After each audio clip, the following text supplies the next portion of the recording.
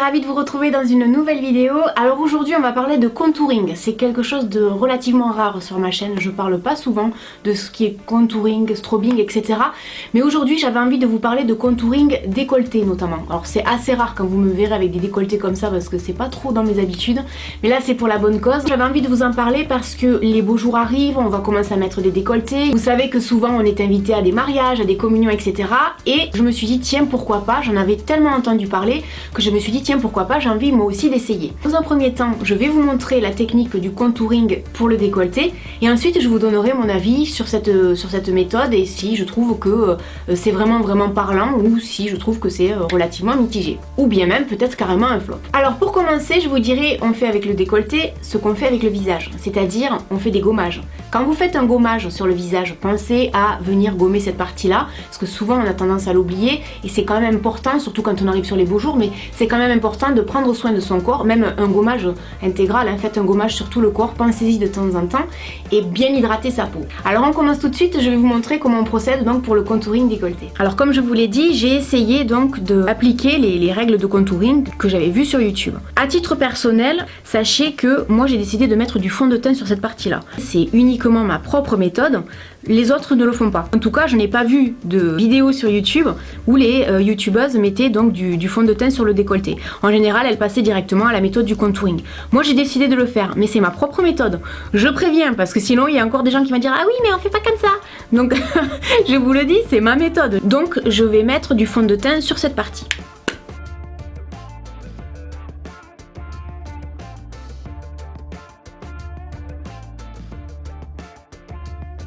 Alors pourquoi j'ai décidé de mettre du fond de teint dans mon décolleté? Tout simplement parce que quand je mets du fond de teint ici, je descends toujours dans le cou. Donc je me suis dit, ben pourquoi pas, moi à titre personnel, j'ai donc envie de mettre un petit peu de fond de teint sur mon décolleté. Donc je ne sais pas si vous le verrez ou pas, en tout cas moi je le vois vraiment à la glace.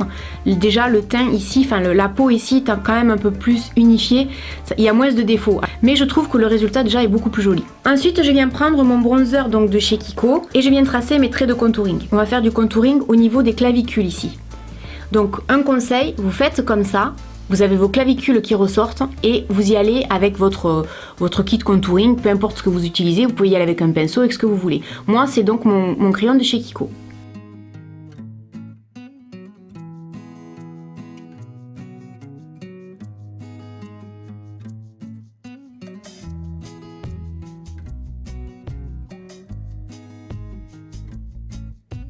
Alors ensuite, on n'oublie pas que ici on a un petit U. Donc on vient dessiner le U ici.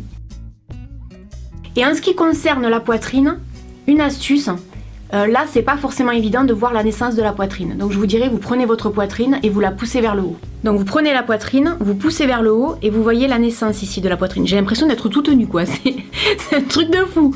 Donc hop, vous voyez la naissance de la poitrine ici et vous suivez le mouvement. Et pareil pour ici. Ensuite, je viens prendre mon correcteur et je vais en mettre là où j'ai envie d'apporter de la lumière, d'attirer la lumière.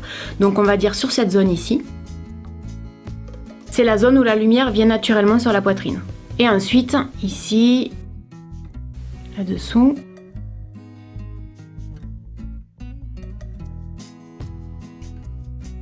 Et ensuite, à l'aide de mon Beauty Blender, je vais venir commencer à estomper la matière. Vous pouvez très bien prendre un pinceau.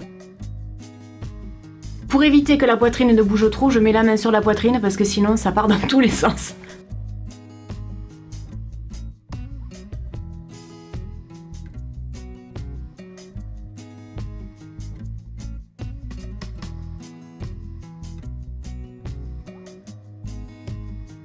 Et ensuite je viens estomper donc le bronzer.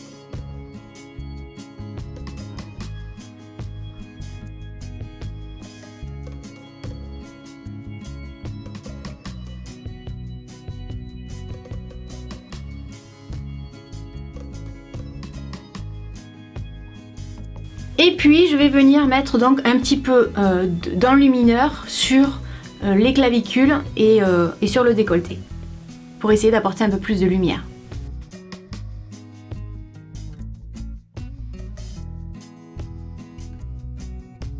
Voilà, donc maintenant que mon contouring est terminé, je vous dirais que je trouve que le décolleté paraît quand même moins sans défaut, ça fait beaucoup plus uniforme on va dire par rapport au visage, etc.